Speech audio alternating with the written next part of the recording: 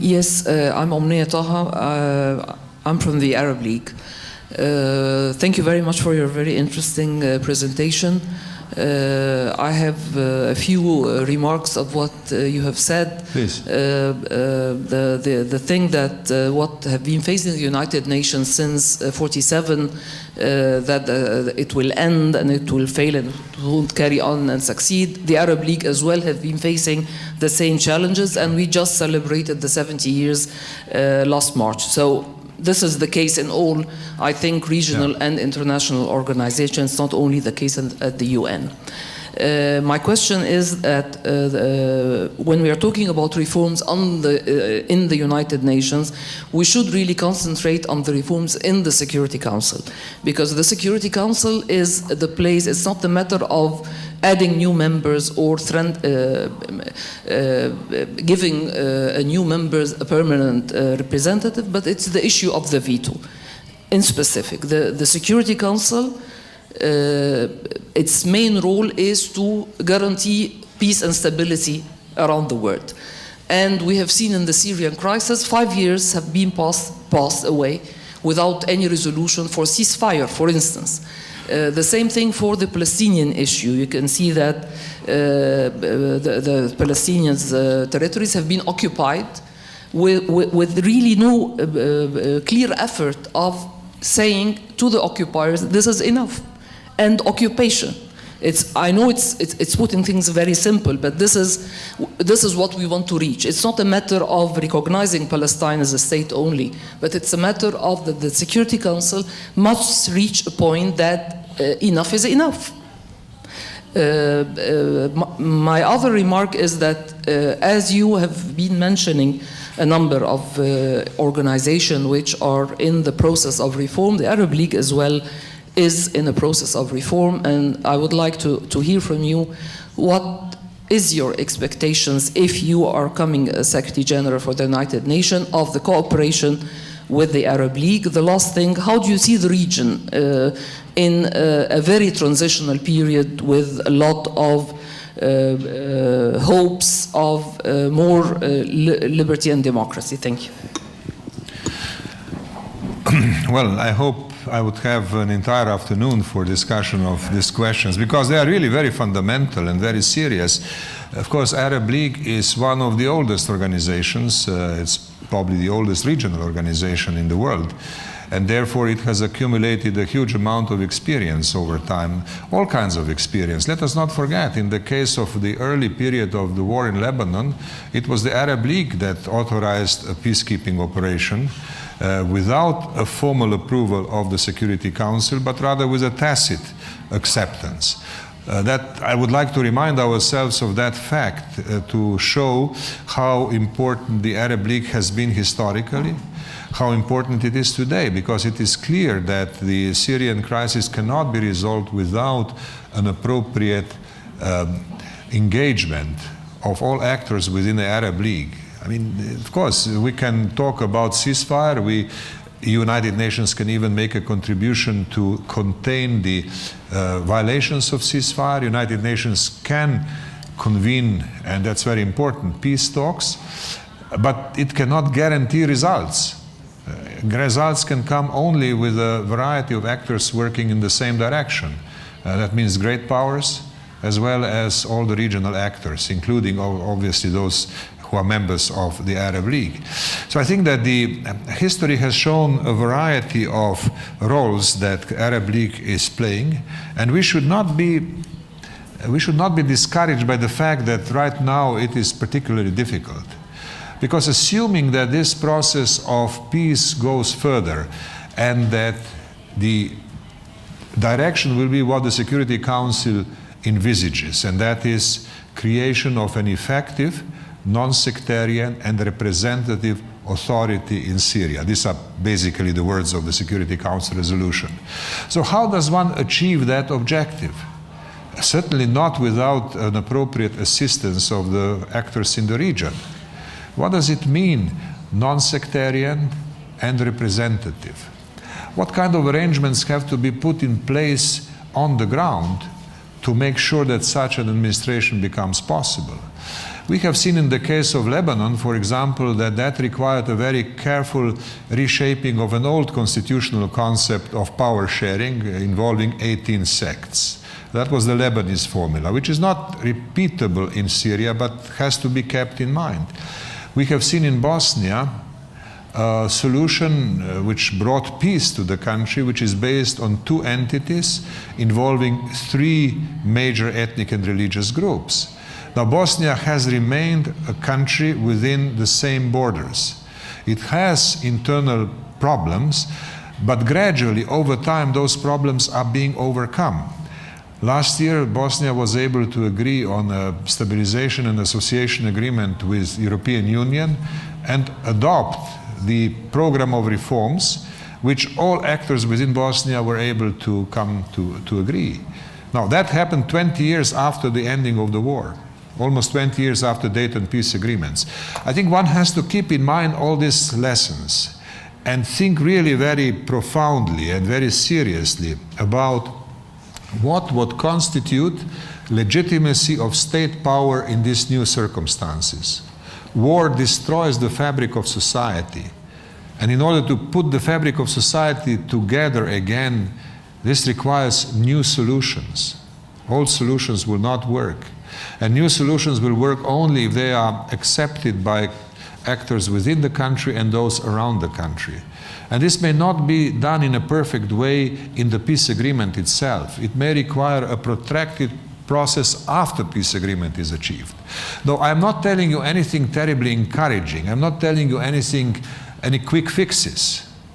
And I think that we have to be really very careful not to delude ourselves into a belief that a quick fix is possible. These are two serious problems to be resolved with a quick fix. And I quoted only two examples which demonstrate how difficult this is. And there are many others.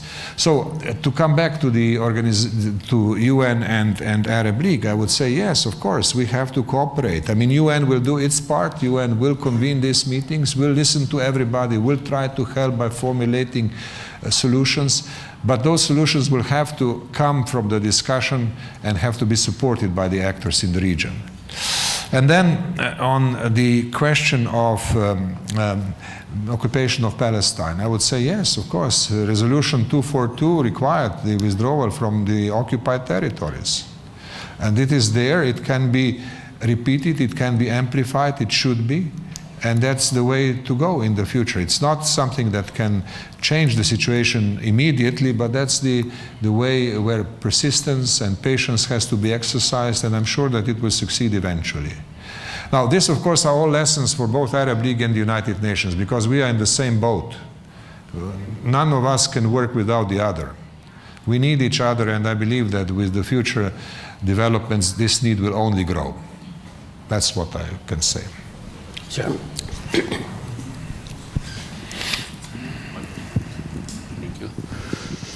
First of all, I want to pay tribute to what your foundation is doing for the children of Gaza. That's a great humanitarian work for which you should be congratulated. I like very much your use of the word resilience at the beginning of your talk. I've been looking up in two dictionaries while you were talking. It's a good choice of words here.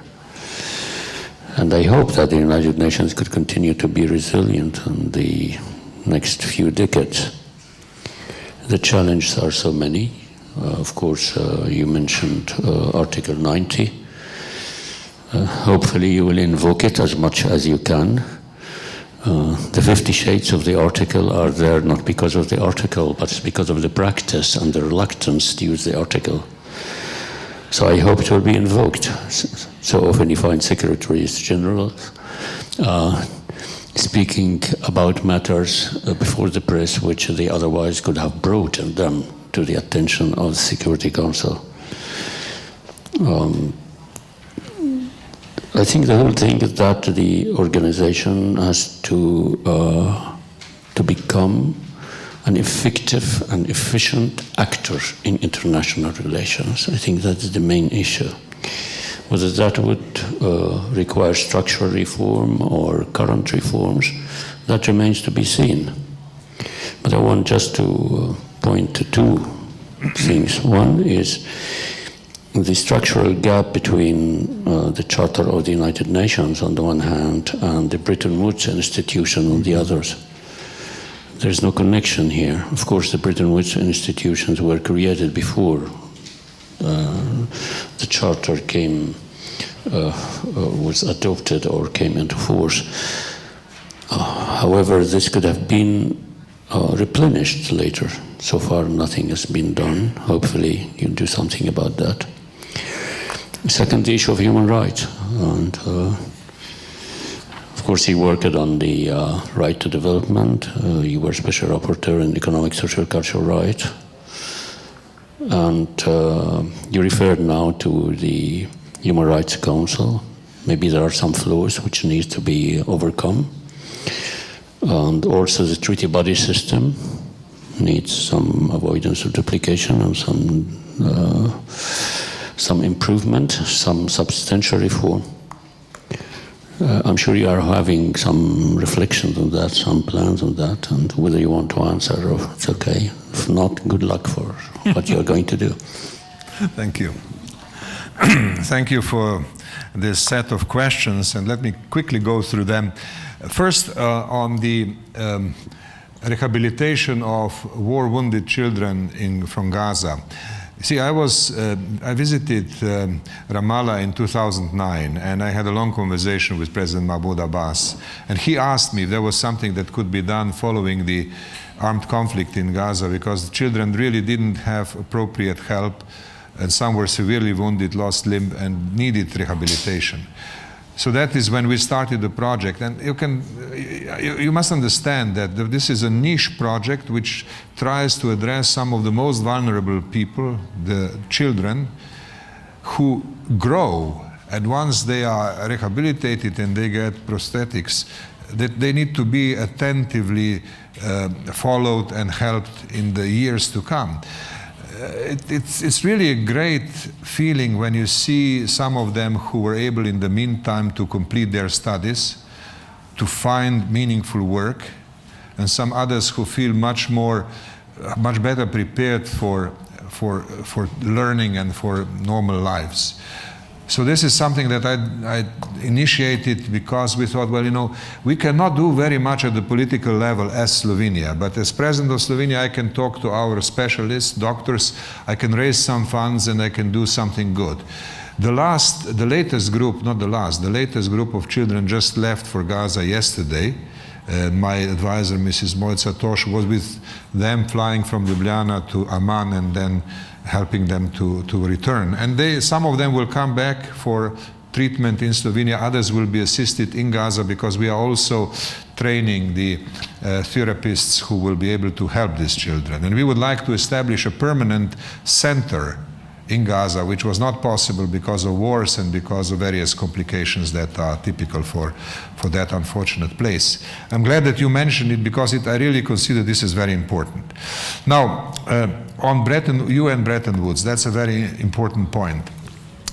It is true that these two sets of rules were kind of organized separately, and the Bretton Woods institutions have real powers in the field of economic decision-making, whereas UN does not have comparable powers. But things are changing in different ways. I was in Washington last week at a meeting of the World Bank on fragile societies and how to help out. And it was very interesting that now nobody invokes Article 10 of the Articles of the Agreement of World Bank, which is about politically neutral, independent financial institution. Nobody talks about this anymore. Everybody talks about cooperation. The president of World Bank, Mr. Kim, spoke about this, and he said, I have ordered all the World Bank officials in the ground to work closely with the UN and to work together around single projects. We have to have common projects. And then he continued, if you find an official who is not working like this, report him to me. I'll take specific action against this behavior. Now, this may be to some extent rhetorical, but it does say something about the change of atmosphere and the change of policies. Policies which we have seen at the time when I was UN Rapporteur on Economic, Social and Cultural Rights, and the World Bank had very serious difficulties in talking about this, although the vice president of that bank at that time, another prominent Egyptian figure, Ibrahim Shihata, who was also the legal counsel of the World Bank, told me, he said, you know, we are doing a lot for economic and social rights, we just use a different terminology. But it demonstrated their caution and concern, which didn't allow close cooperation. Now things are different. The president of the World Bank says, if a World Bank official on the ground does not work closely with the UN around common projects, report that person to me and I will take action. Well, we'll see what happens. Finally, on the UN system in the field of human rights, I believe that at one point we shall need to have a single supervisory mechanism for all the UN treaties. I mean, the system has become too fragmented, it has been haphazardly developed, and the only real solution is a single body to oversee the implementation of standards. I think the Council for Human Rights is a step in that direction. Now, treaties, of course, are not easy to revise, and coordinating a large revision process involving different member states, parties to 7 fundamental human rights treaties is going to be difficult. But I think that that's the direction in which we should go, and the sooner we arrive there, the better. I think we're going to have time for 2 more questions. Sir. I like your articulation about the mechanism of the UN. Yeah. However, I want to ask, your UN as an institution, is it an agent of change to accommodate the change of major power, or within its own organization, they have a fear of change? Because if you are an agent of change, you have to confront and modify. If you have fear of change, you have to wait and see.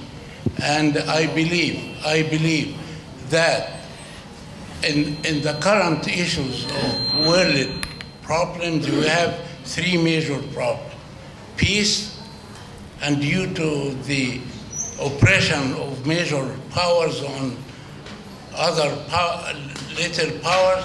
The second one is freedom of people, which is related to dictatorship and authoritarian government. The third problem is poverty and related to inequity. What are your objectives in dealing with this and confronting this problem, instead of accommodating mechanism of technocracy and bureaucratic, high quality of bureaucratic machinery? Thank you. What is the third objective? I'm sorry, I didn't. It's poverty. Yeah. Poverty. Okay.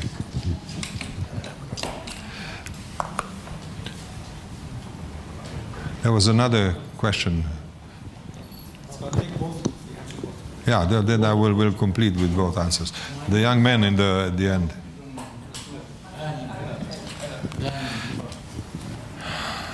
Thank you for being here and for accommodating our questions.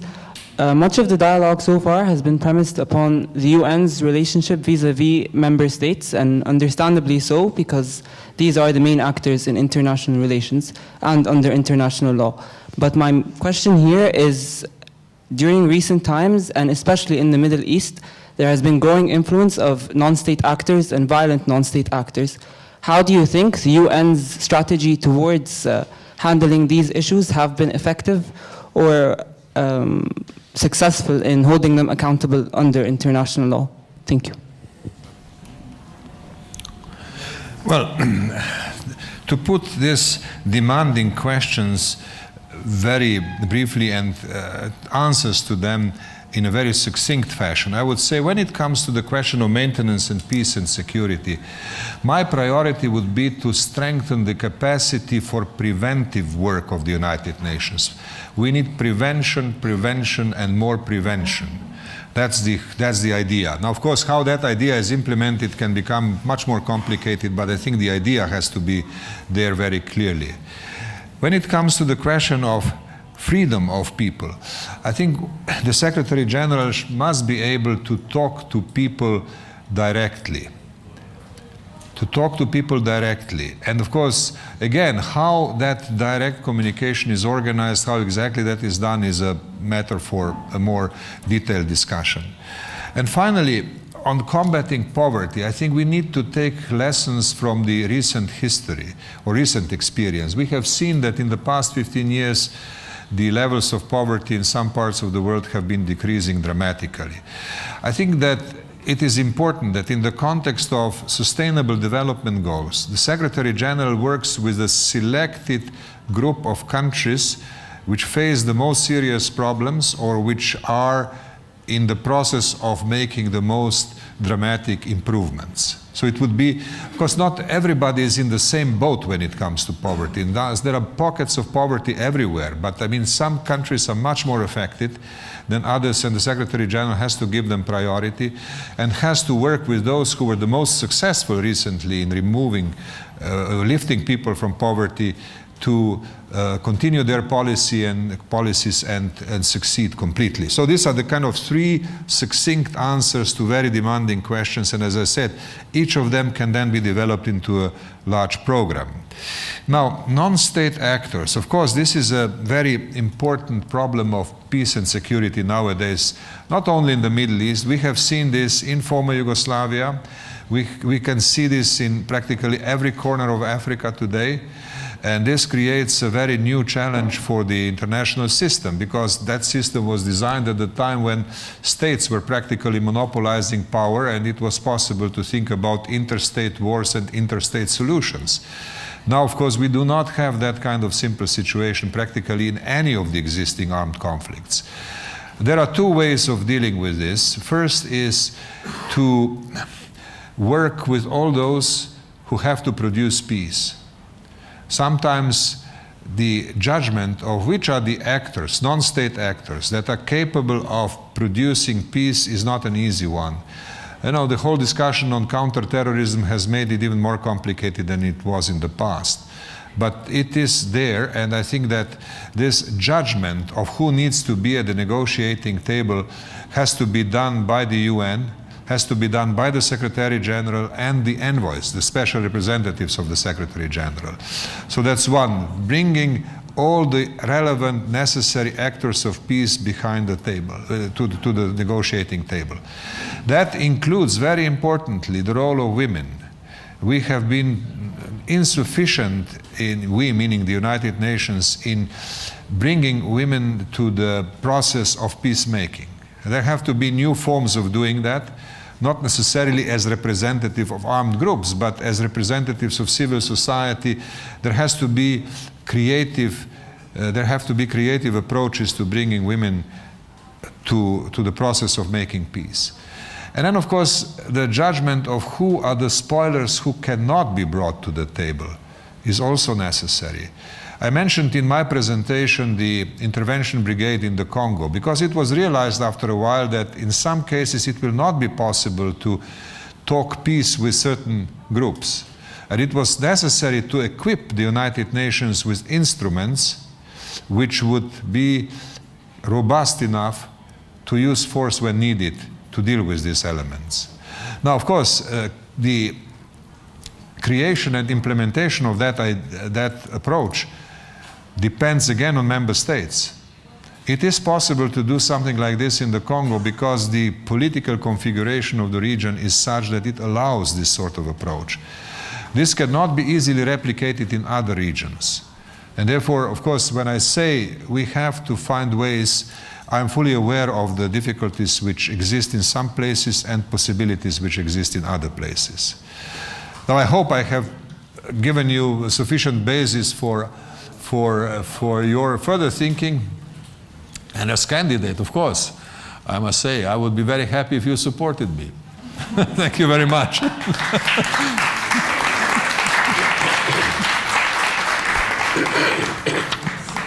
Thank you, Dr. Turk.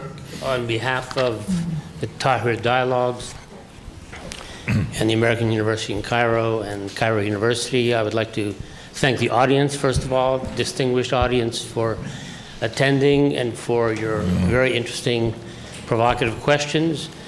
I would like to thank Dr. Turk for being here. You said so many interesting things about the UN and gave us things to think about for the future of the UN. I think many of us would have been struck by your comment about the need for the UN Secretary General to be a moral voice for Yes. a better world. So in that spirit, I wish you all the best of luck, and thank you again. Thank you. Thank you very much.